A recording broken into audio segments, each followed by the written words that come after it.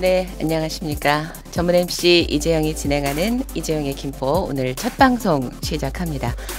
우리가 살고 있는 우리 김포 지역에 관련한 여러 소식을 알려드리는 방송으로 저는 시작을 하도록 하겠습니다.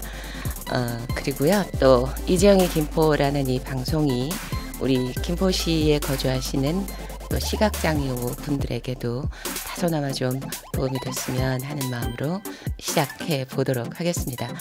아마 행사 때 MC로만 보셨던 분들은 조금 편하게, 저도 좀 편하게 여러분들한테 다가가고요. 또 여러분들도 저를 좀 편안하게, 이재영이라는 MC가 1인 방송을 하니까 또 요거는 좀 더 친근하게 느껴지는구나, 이런 시선으로 바라봐 주시면 좋을 것 같습니다.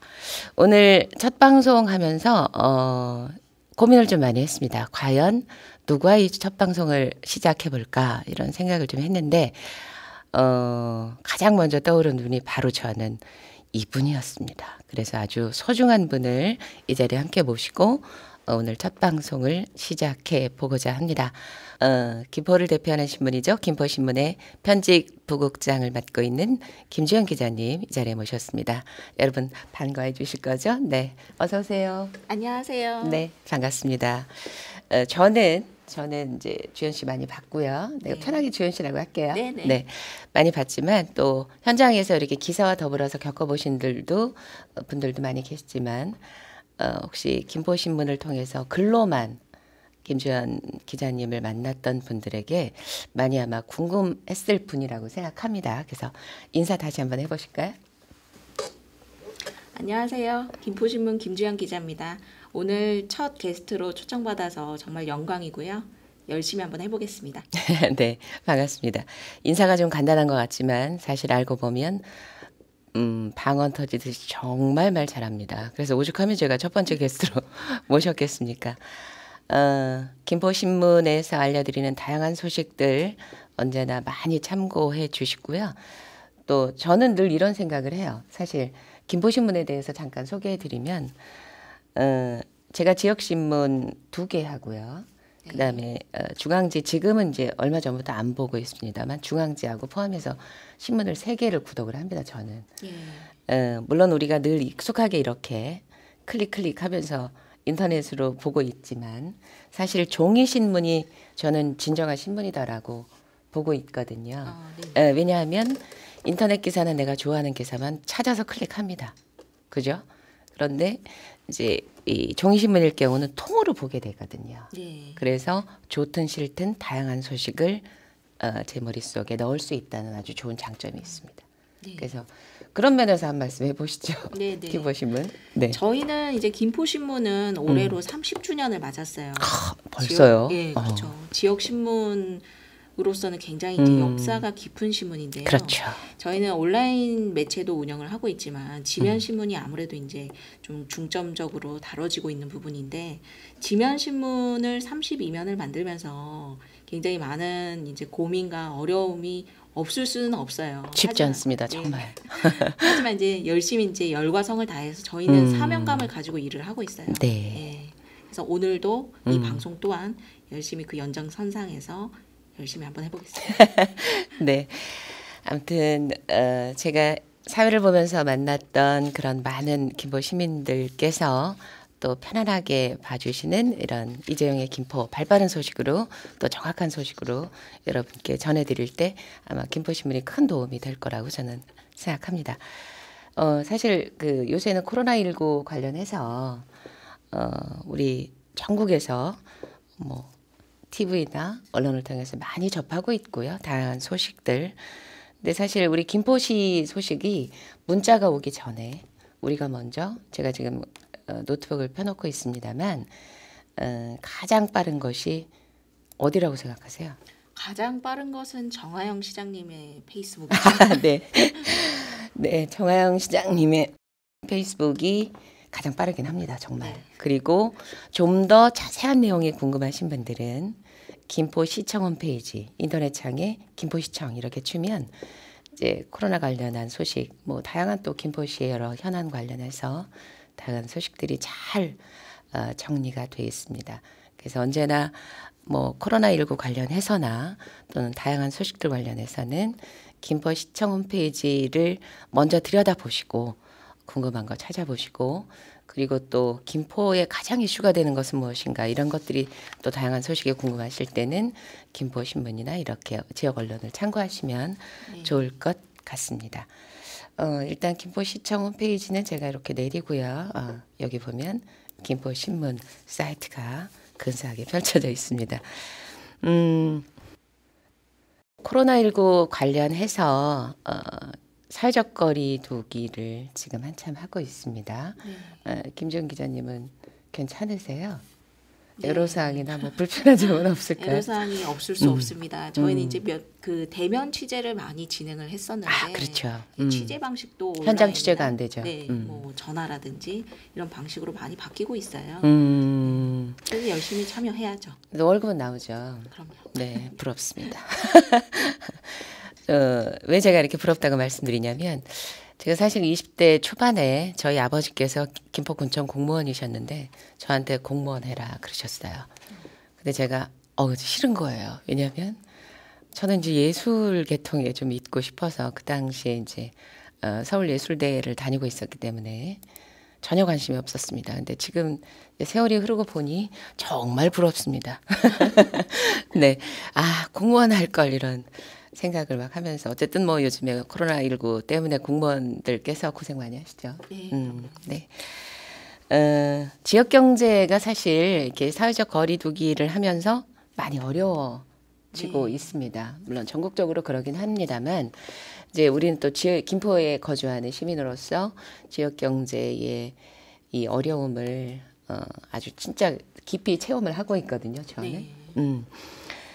뭐 여러 가지 지원책도 나오긴 합니다. 국가에서나 경기도 그리고 김포시에서도 정하영 시장님께서 그 페북에 그렇게 쓰셨더라고요. 정말 마음을 다해서 팍팍 긁었다.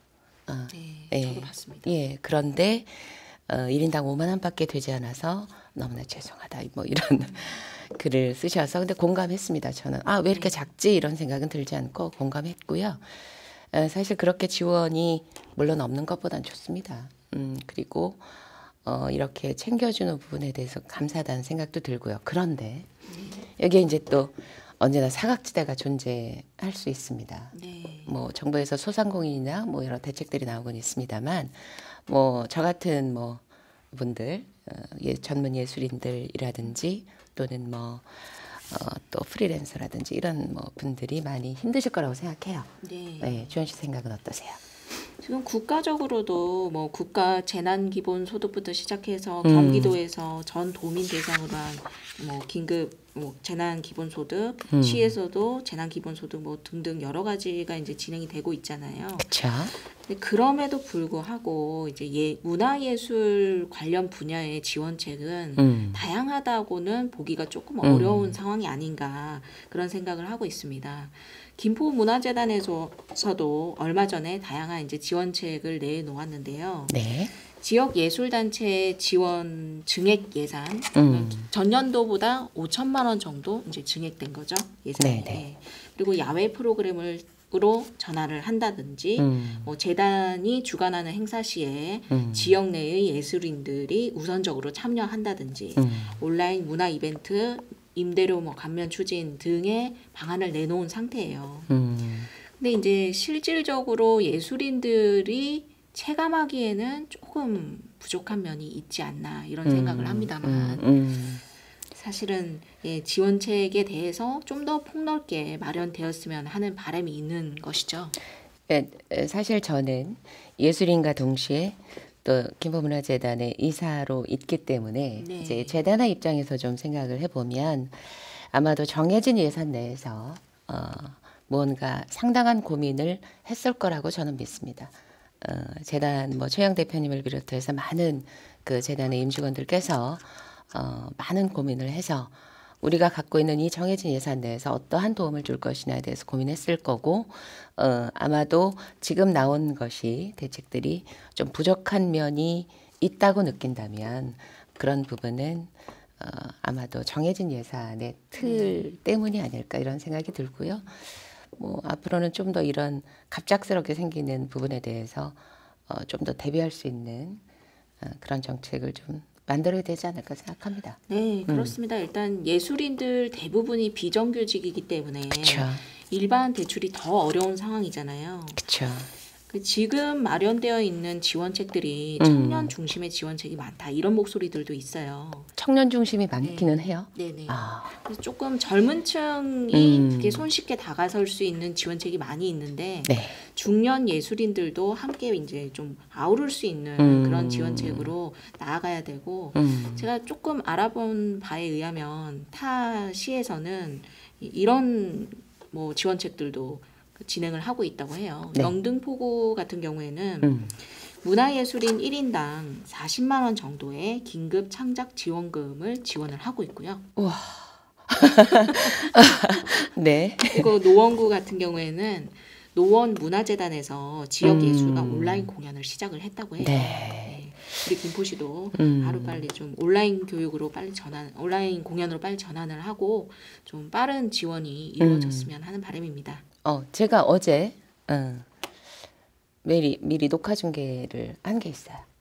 네. 재단에서. 예, 재단의 그 김포 아트월의 상주 예술단체가 4팀이 있는데 네네. 그 4팀의 공연을 이제 매주 토요일 날 녹화를 해서 이제 그 다음 주 금요일 날 이렇게 공연을 유튜브로 내보내는 김포문화재단 채널 유튜브로 내보내는 그런 녹화를 이미 시작을 어제 했습니다. 굉장히 그래서 반가운 소식이네요. 그렇죠. 예. 그래서 재단의 고민이 드러나는 첫 번째 사례라고 일단 저는 보여지고요. 네네. 아마도 상주단체뿐만이 아니라 이제 김포시에서 예술 활동을 하시는 다양한 분들에게 아마도 이런 혜택들이 고루고루 이렇게 갈 수 있게끔 충분히 고민할 거라고 생각합니다. 네. 다행이죠. 네. 네. 그럼요. 어쨌든 사실 주현 씨가 편집부국장이라는 큰 타이틀을 맡고 있기도 하지만 지역의 또 예술 파트에도 이렇게 깊은 관심을 갖고 있다는 거에 대해서 또 예술인의 한 사람으로서 대단히 고맙다 그런 생각이 드네요. 더 열심히 하겠습니다. 네, 사실은 많은 분들이 고민하고 그 고민의 결과물이 또 언젠가는 또 이루어질 거라고 생각하기 때문에 언론에서 이런 고민을 함께 해주고 기사로 또 내보내주고 하시다 보면 더 좋아지겠죠. 네. 네. 그다음에 이제 우리 김포신문 한번 지금 펴놨는데 한번 여기 보면요. 김포시 사전투표율 22.36%. 뭐 전국보다는 조금 낮긴 합니다만 전국은 26.69%라고 네. 제가 들었습니다.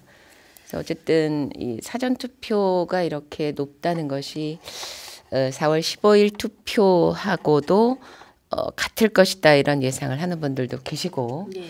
또 이게 코로나19 때문에 아무래도 사전 투표 때 좀 사람이 적지 않을까 이래서 일부러 나는 사전 투표 때 하겠다 이런 분들이 계셔서 그럴 것이다라고 생각하는 분들도 계셔요. 네네. 예. 아무튼 제가 그 현장에 가 보니까 저는 금요일 날 했거든요. 예. 네, 주현 씨도 했죠. 네, 저도 토요일 날 했습니다. 어땠어요? 시민회관에서 저는 했어요. 네, 저는 이제 운양동에서 했었는데요. 근데 굉장히 그 공무원분들이 많이 애쓰신 게 드러나는 게 고생하시죠. 예, 그 사회적 거리 두기 그거를 진행을 하기 위해서 띠를 이렇게 일정 간격에 맞춰서 다 붙여놓으셨더라고요. 맞아요. 그러니까 이게 들어가면서 발열 체크하고 네. 그다음에 이 비닐 장갑 뭐 다양하게 뭐 1m 간격 줄 다 이렇게 쳐놨죠. 네, 테이프로. 그 간격도 또 중요한 건 시민들이 정확하게 그 간격을 지키고 있었어요. 맞아요. 네, 그래서 정말 대한민국 국민 우리 김포 시민 네. 훌륭하다. 그 감동을 하면서 투표를 하러 들어갔어요. 네. 근데 종이를 2장 받잖아요, 저희가. 네. 저는 이제 짧은 거 하나, 긴 거 하나 주더라고요. 네. 좀 간단하게 말씀드리면 2장을 들고 들어가서 물론 이제 제가 많은 고민을 하고 투표를 했습니다만 저희 엄마는 어제 투표하셨거든요. 예. 2번째 날 투표를 하셨는데 엄마께서 저한테 이제 물어보시는 거예요. 어떻게 투표하면 되냐? 네. 그렇게까지 물어보지 않으셨댔어요. 전에는. 네네. 네, 이번에는 제가 간단하게 말씀을 그렇게 드렸어요. 짧은 거 하나, 긴 거 하나를 준다. 그래서 엄마는 그러면 누굴 찍고 싶고 정당은 어디가 좋겠냐. 그래서 엄마가 뭐 누굴 찍겠고 뭐 정당은 어디가 네. 좋다 이렇게 말씀을 하시더라고요. 그래서 칸을 불러드렸어요. 너무 기니까. 네. 그렇죠. 네, 칸을 불러드렸어요. 그러니까 뭐 아래까지 못 내려가겠습니다만 어쨌든 뭐 그런 거 관련해서 주연 씨는 뭐 없었을까요? 그 비례대표가 굉장히 종이가 길잖아요. 그쵸. 그래서 이번 그 비례대표 그 개표가 아마 기계로 좀 힘들다라는 얘기가 그쵸. 있어요. 그래서 다음 날까지도 좀 늦게서야 그 결과가 나오지 않을까. 그래서 저희 신문도 16일 오전에 이제 네. 발행이 되거든요. 그 비례대표는 온라인으로 아마 그 속보로 올려야 될 것 같습니다. 지면은 이제 그 국회의원 당선 지역구, 지역구 당선. 지역구에 한해서 이제 지면을 좀 정리하는 것으로. 초유의 사태죠 지금. 예, 그렇죠. 그러니까 워낙 비례정당이 많다 보니까 뭐 이제 역사가 판단을 하겠습니다만 네. 어쨌든 연동형 비례대표제가 결과적으로 위성정당을 탄생시키는 아주 묘한 구조가 만들어졌습니다. 그리고 거리에 나가 보면 이제 각 정당의 후보들이 정말 열심히 유세를 하고 있습니다. 근데 사실 다른 때는 굉장히 시끄러웠어요. 예. 굉장히 시끄러웠었는데 요즘에는 별로 그렇게 시끄럽다는 생각은 좀 안 듭니다. 이번 선거 유세 장면 보시면서 어떤 생각 드세요? 지금 코로나19로 인해서 각 그 당의 후보들께서도 이제 조금 막 이렇게 기존처럼 이렇게 네. 하기보다는 운동을 진행을 하기보다는 좀 차분한 상태에서 운동을 진행하는 것이 좋겠다. 이런 게 공통적인 정서인 것 같아요. 그렇죠. 선한 선거. 네. 선하고 차분한 선거. 그래서 진정성 있게 시민에게 다가가는 건데 사실 다가가는 것도 어렵다는 거죠. 그렇죠. 네, 쉽지 않죠. 대면이 어렵다 보니 네. 사실은 얼굴을 알리는 부분에 있어서 이미 알려져 있는 현직이라든가 이런 분들은 조금 나을 것 같아요. 네. 네, 정치 신인이라든지 네. 뭐 이런 분들은 조금 그 부분에 있어서 좀 어려움이 있지 않을까 이런 생각이 듭니다. 이제 각 정당의 후보들 잠깐 주연 씨가 소개해 주실래요? 네, 김포 갑 지역에서는요, 이제 더불어민주당의 김주영 후보님이 나오셨고, 네. 그리고 미래통합당의 박진호 후보님, 그리고 무소속의 유영록 후보님, 그리고 국가혁명배당금당의 후보님들도 계시고요. 네. 그런 상황인데 이제 그 김주영 후보님과 박진호 후보님 그리고 유영록 후보님의 3파전으로 보는 시각이 이제 대부분이죠. 네. 네, 김주영 후보님 같은 경우에는 한국노총위원장 출신으로 김두관 국회의원께서 양산을로 가시고 난 이후에 네. 2월에 이제 김포로 오신 케이스인데요. 2월이었었나요? 네, 2월 말경에 이제 오셨는데 네. 김포 갑 지역 후보자로 이제 공천을 받고 나서 이 부분에 대해서 이제 유영록 후보님께서는 이제 반발을 하셨죠. 그래서 유영록 후보께서 그 더불어민주당의 공천에 대해서 반발해서 이제 탈당하시고 무소속으로 나온 상태인 거죠. 그리고 이제 김포을 같은 경우에는 기호 1번 더불어민주당 박상혁 후보님, 그리고 기호 2번 미래통합당 홍철호 후보님, 그리고 기호 3번 민생당의 박재순 후보님 등이 계십니다. 이제 그리고 국가혁명배당금당도 이제 후보님도 계시고요. 그러는데 이제 박상혁 후보님 같은 경우에는 47세의 젊은 후보예요. 물론 아까 이제 김포 갑지구의 박진호 후보님이 30대로 최연소이긴 합니다만은 박상혁 후보가 그 후보로 이제 더불어민주당 후보로 결정된 데는 이제 일정 정도의 스토리가 좀 있죠. 경선에서 이제 한번 탈락했다가 다시 이렇게 그 재선정 과정에서 결국 후보로 이제 승리를 거머쥐셨죠. 그래서 박상혁 후보가 최종 후보가 되셨고, 그리고 홍철호 후보님께서는 지금 재선이시기 때문에 삼선을 이제 도전하시고 계신 거고요. 그리고 박재순 후보님께서도 몇 년 전부터 이제 꾸준하게 김포에서 활동을 해 오셨어요. 네. 이번에 이제 민생당 후보로 나오신 상태입니다. 뭐 사실 선거는 뚜껑 열어봐야죠. 그렇죠. 사실 무지하게 기대가 됩니다. 저는 이번에 과연 어떤 분들이 김포에서 두 분의 국회의원이 어떤 분들이 탄생하실까 정말 기대가 큽니다. 궁금합니다. 네, 저도 무척 궁금합니다. 네, 네. 지금 김포도 그렇지만 전국적으로 이번 선거에서 젊은 후보들이 많이 등판을 했죠. 김포 갑지구에도 30세의 박진호 후보, 을지구에도 47세의 박상혁 후보가 나왔고, 그리고 선거 운동 분위기도 많이 달라졌고 차분한 상태에서 공약으로 이제 승부하는 그런 분위기로 나아가고 있는데요. 이제 선거일이 이틀 남았잖아요. 그렇죠. 주목해 봐야겠죠. 속이 막 바짝바짝 탈 것 같습니다. 제가 지금 이제 MC로 이렇게 활동을 하고 있지만 나이 많은 MC로 사실 예전에는 이제 이렇게 정당 마이크도 좀 사실 잡았었습니다. 근데 그 부분이 이제 MC로 활동을 하는 데 있어서는 좀 불편함이 없잖아 있었어요. 네. 그래서 지금 이제 정당 마이크는 잡고 있지 않습니다만 지금 거리 지나가다 보면 가끔 그런 생각을 합니다. 연설하시는 분들께 보면서 저 혼자 스스로 지나가다가 저렇게 하는 것보다는 이렇게 멘트하는 게 더 좋을 것 같은데 막 이런 그런 생각도 하게 되고 아니면 저분은 정말 생각보다 너무 연설을 잘하신다 뭐 이런 생각도 하고 그래서 어쨌든 이번 선거에 대해서 김포 시민들이 정말 선택한 그런 분들이 이제 선정이 되시면 누군가 선택이 된다면 정말 김포시를 위해서 수도권의 변방이 아닌 김포시가 경기도에서 어떤 대표격을 띈 수도권의 대표 도시가 될 수 있을 만큼 정말 열심히 김포를 만들어 주셨으면 하는 그런 바람이 있습니다. 후보들 공약도 근데 엄청 나더라고요.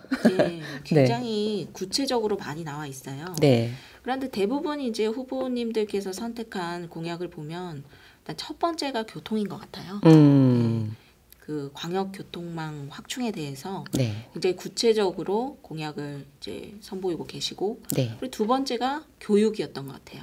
그렇죠. 네. 교통망, 교육이 사실 김포에서 가장 또 힘든 부분이고 해결해야 될 부분이기도 하죠. 네, 그렇죠. 모든 정치인들께서 가장 공을 쏟고 있는 분야여서 아마도 다들 공약이라고 밝히신 게 이제 빌공짜는 아닐 거라고. 그럼요. 네, 기대하면서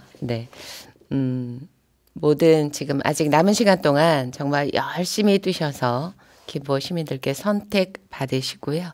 선택받으신 분들은 정말 김포시를 위해서 큰 발전을 이룰 수 있도록 노력해 주시면 좋겠다는 말씀 드리면서 오늘 이재용의 김포 첫 방송 이어서 여러분들 좀 편안하게 뵀으면 하는 마음으로 시작한 방송인데 이렇게 기꺼이 또 김포신문의 김주현 기자께서 나와주셔서 저는 아주 반갑고 감사했다는 생각이 듭니다. 우리 다 같이가 아니라 우리 주현 씨하고 저하고 둘이서요. 우리 김포시 좀 힘내라고 인사를 힘내라 김포로 한번 같이 할까요? 네, 좋습니다. 네. 그러면 우리 화면 보고 어디 볼까요? 이쪽 보면 될까요? 네. 그러면 여러분 함께 해주셔서 고맙고요. 같이 힘내라 김포!